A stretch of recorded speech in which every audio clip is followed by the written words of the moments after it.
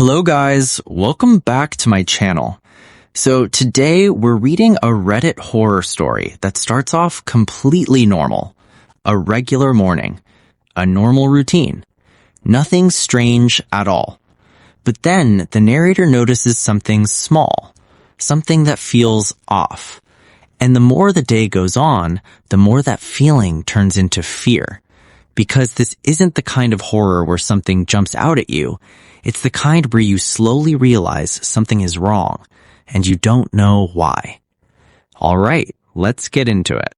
A familiar stranger. Like any other morning, I awoke to the bossa nova melody of my iPhone alarm tone at 6:45 a.m. I had always set it 30 minutes before my wife's would go off, so I had time for a quick shave and a shower. She would take over the bathroom at 7:15 a.m. and would be pissed if I messed with her morning schedule. This morning, I rolled out of bed to notice she had already gotten up. A little weird. I grabbed my house coat and strolled down the hall, expecting to see the bathroom door closed with her occupying it. Except it wasn't. I did, however, hear movement from down in the kitchen, so the mystery was solved. I finished up my shower routine, dried off, and went back into the bedroom to get dressed for work. Normally, I'd wear a collared shirt and tie to the office, but the weather was cold and miserable, so I think a sweater would be fine with my navy dress pants. I was pulling on socks when I heard what sounded like laughing from downstairs in the kitchen. It wouldn't be unusual for my wife, Kathy, to be sitting at the kitchen table scrolling through Facebook memes and sipping her morning coffee, so hearing a laugh wasn't really unusual. Except this laugh was a bit off. It sounded like her voice, but the cadence was different. When you live with someone for over 20 years, their cries, shrieks, giggles, moans, and laughs are all very recognizable. This sounded like Kathy trying to imitate someone else's laugh. Again, weird, but I shrugged it off, put on my watch and wedding band, and headed down the hall towards the stairs in the kitchen. I hated wearing rings, so I had a habit of removing them when I got home from work or wherever else I'd gone, and then putting them back on again in the morning. My wife wasn't in the kitchen as I had expected, but I was more focused on grabbing a mug and filling it with the first of what would likely be a 5-coffee day. Last night, I had gone out with a few friends to watch the Bills game at Shoeless Joe's, and it ended up being a later night than any of us had planned, considering we all had to work the next morning. I had crept into the dark bedroom at a little after 1 a.m. and, to my knowledge, successfully gotten under the covers without waking up Kathy. At least that was my assumption, since I didn't feel any movement on her side of the bed. She would normally head up to bed around 10:30 p.m., so I had imagined she was far away in dreamland at that point. I was sipping my coffee at the kitchen table and scrolling through my work calendar when I could sense that unmistakable feeling of eyes on me. I looked back over my shoulder to see Kathy standing in the kitchen doorway staring at me. Her eyebrows were raised high and her head was kind of tilted back in an uncomfortable position. A long frown pulling down her mouth in a way that made her face look almost unrecognizable. Before I could react, my phone in my hand started ringing and scared the crap out of me. It was Marshall at work, and if he was calling, it probably wasn't good. I suspected shit was hitting the fan. I had to haul ass across town and into the office as quickly as traffic would allow. I chugged my coffee and looked back at the doorway towards Kathy, but she had already gone back upstairs to finish getting ready for work. I grabbed my coat, yelled my goodbyes, and darted out to the car. No time to let it warm up, so the drive across town was a chilly one. The first half of my day was consumed with angry phone calls from clients and team meetings. It wasn't until around 11 a.m. that I was able to take a breath and head to the coffee station to take a quick 5. As I waited for the Keurig to do its thing, I looked down at my phone and noticed a missed call from Kathy. I remembered how strange she had looked earlier that morning, standing in the doorway, just staring at me with that glum expression stretched on her mouth. The odd way her head was cocked back and her eyebrows raised as if to be questioning something horrible I had done to her. I shuddered, but then noticed she had left me a voicemail. Was I frightened by her? This made no sense. We had spent the better part of our lives together. We didn't keep secrets, and we both knew all of each other's habits, even the annoying or gross ones. Soulmates, best friends, blah blah blah, you name it, we were that. But her face this morning was the mask of a stranger. Subtly, that is. just like the laugh I heard from the bedroom. It was her, but different. My friend Artie had once taken a photo of me standing by the Las Vegas sign and used an AI app called Grok to make me appear to be doing a popular dance from the 90s called the Running Man. It looked like me, but wasn't me. Something in the way I moved and smiled was creepy and wrong.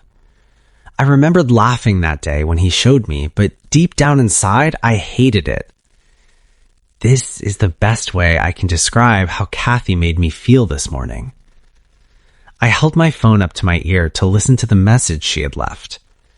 I strained to hear what sounded mostly like the drone of a fan or some kind of white noise that dissolved into static.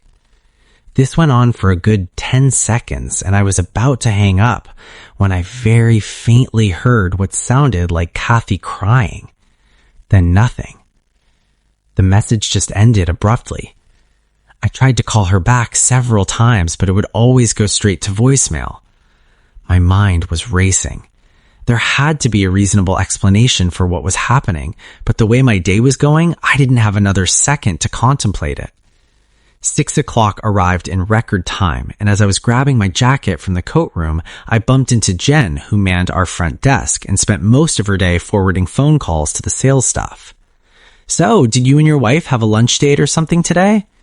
"Excuse me?" I said, confused. Jen looked up at me while pulling on her winter boots. "Well, I'm sure I saw her standing outside by the front windows looking in, and I guess I just assumed you was waiting for you. I got called to Marshall's office and she was gone when I got back, so I figured you guys had gone out for lunch." I looked at her puzzled. "No, we didn't have lunch plans." "Did we?" I thought. "Is it possible we made plans and I forgot? We've only met up for lunch a handful of times in the 11 years I've worked here, so I doubt that's something I would have planned for and forgotten about, right?" The drive back home was a slow one due to the slippery road conditions, but I spent the entire time in a daze relaying the moments of the day back over and over again in my head. What was going on?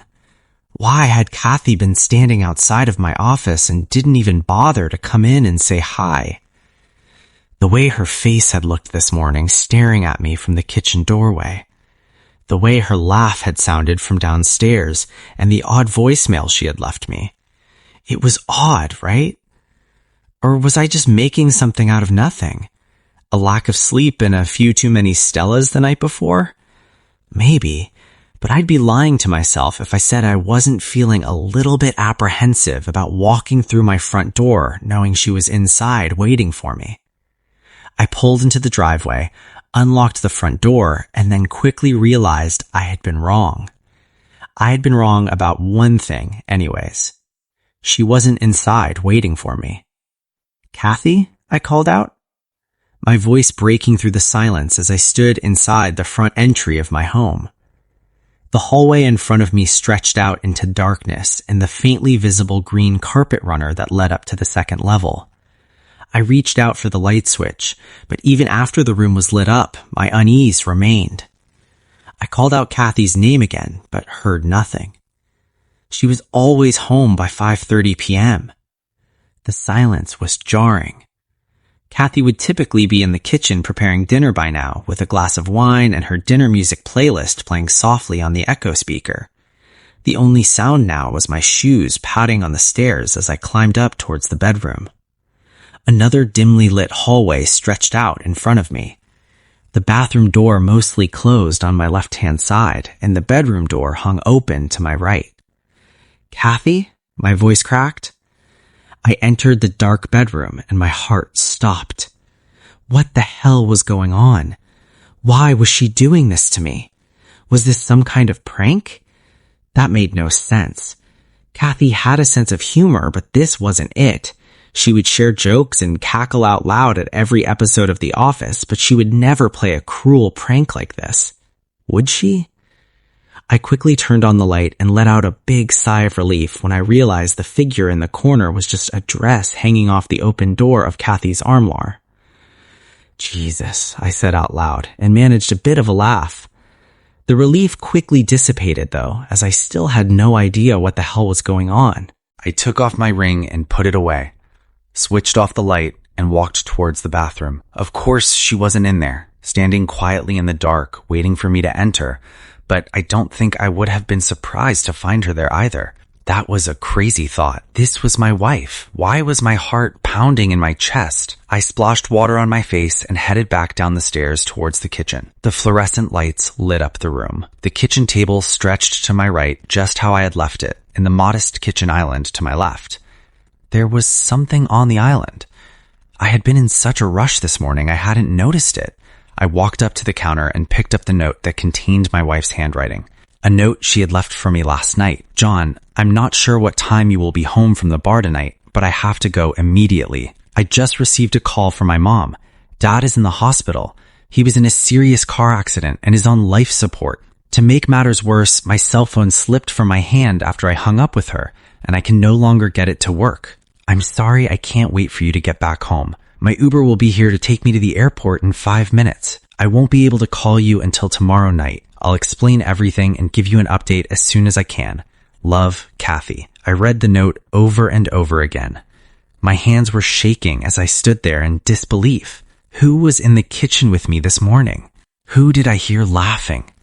Who did Jen see standing outside our office staring inside? A creak from the top of the stairs snapped me out of my trance. I looked up to see 2 feet coming out of the darkness. 2 feet that began descending down one methodical step at a time. The body and then face slowly came into view as the kitchen light barely lit up the bottom of the staircase. The mouth pulled down in a long grimace. Eyebrows raised high, head titled backwards unnaturally. A laugh came out of Kathy's mouth that wasn't Kathy's. I screamed and turned to bolt towards the back patio door, but couldn't. I could hear the sound of feet dragging across the hardwood floor behind me, moving at a slow but deliberate pace. I tried to move again, but fear had me frozen in place. Tears started streaming down my face. I felt cold fingers running down the back of my head through my hair and tightening on my neck. I fell to the cold kitchen floor and blacked out. When I awoke, I opened my eyes to find myself still laying in the same spot I had passed out. The room was shrouded in darkness, except for the green light of the digital clock on the stove. It told me it was 1:35 a.m. That was 3 months ago to the day. My wife had ended up staying for over 4 weeks at her parents' house in Scotland while her father thankfully made a full recovery. I never did tell Kathy about what had happened to me that day. What was the point? None of it made any sense, so why would she believe me? That was until about an hour ago when I was watching the local news, enjoying a beer after another long day at the office. There was a police officer standing at a podium addressing a crowd of news reporters. They had an update on the murders of 6 local men who had all been attacked and strangled in their homes. The murders had taken place over the last 8 months or so, the first body being found late June of last year. They had made an arrest. That was the reason for the press conference. A photo popped up in the right-hand corner of the screen as the officer continued to address the media. My mouth ran instantly dry. It was a woman. Her name was Helen Tanner. She looked exactly like my wife. Yeah, I'm not gonna lie. This story was seriously disturbing. Because it's not about ghosts or monsters. It's about something that feels real. Something that could happen and you wouldn't even know until it was too late. If you enjoyed this Reddit horror story, make sure to like and subscribe. And comment down below what you think was really going on. Because I genuinely want to know your theory. I'll see you in the next one.